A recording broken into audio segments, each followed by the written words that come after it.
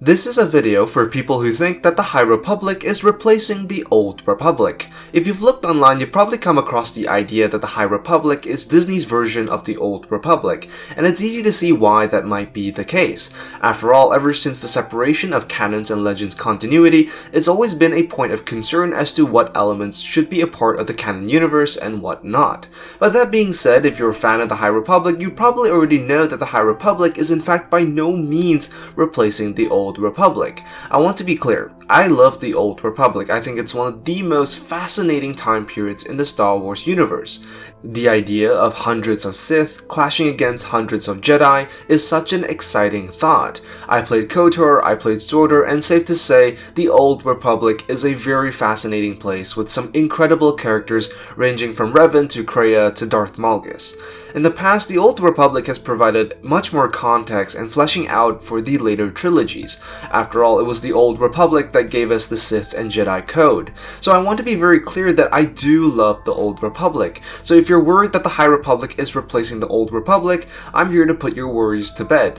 In fact, I would go as far as to argue that the High Republic actually provides a setup for the Old Republic, and that the High Republic is necessary to provide some background to this period of time should Lucasfilm decide to explore this era in the future.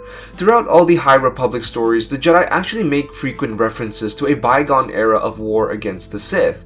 In the Light of the Jedi occasionally talk about or allude to a great war with the Sith, when hundreds of years ago, the Jedi clashed with the Sith in order to secure the fate of the galaxy, and the legacy of those wars are still felt during the High Republic. In the book, Into the Dark, the introduction of the Drengir is intertwined with its history with the Sith. It is in fact mentioned that the Drengir and the Sith at one point cooperated with each other. There are also references to old relics of the Sith, and certain characters throughout the High Republic have either equipment or skills that were reminiscent of that era. In A Test of Courage, an explicit reference is even made to the Great Sith War, which in Legends featured characters such as Exar Kun.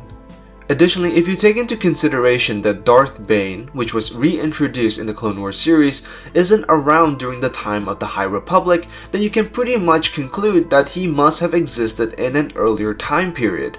And we even got to see Malachor V in Rebels. So what we're seeing here is actually a gradual reintroduction of the Old Republic back into the canon universe, and the timeline makes sense as well. The High Republic is set 200 to 300 years before the events of the Phantom Menace, so that being said, it leaves plenty of time for the Old Republic to exist. In Legends continuity, the Old Republic and the events of KOTOR specifically actually take place almost 4,000 years before the events of A New Hope. While we don't know the exact number of years the Old Republic is set in before the High Republic, any reference made to it suggests that the Old Republic must have taken place at least a few hundred years earlier. However, that is not to say that the Old Republic in the canon universe will be the exact same one in Legends. I'm sure that certain changes and modifications will have to be made in order to better fit the canon universe. That being said, I still think that fans of the Old Republic should still be excited for its potential return into the canon universe. The fact that the High Republic itself is constantly alluding to a time where the Sith were numerous and wars between the Jedis and the Sith were fought suggests that Lucasfilm may have plans to one day visit the Old Republic. But what is clear is that the creative team over at Lucasfilm is clearly using the High Republic to make constant references to the Old Republic that helps build out some context and idea of what it could be. And you can be sure that the creative team at Lucasfilm are well aware of the fact that there has been a long and sustained interest in this era.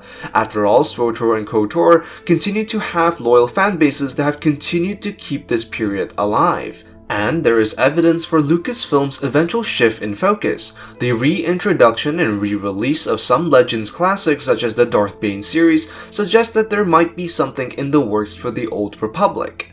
So, if you're a fan of the Old Republic, don't lose hope, and you can be sure that the High Republic is by no means a replacement of that era. I also hope to see thousands of Sith and Jedis clash with each other on the big screen one day. So that is why the Old Republic and the High Republic are not the same thing. And you can be certain that people over at Lucasfilm are well aware of that distinction. I am the Lost Acolyte, and I have spoken.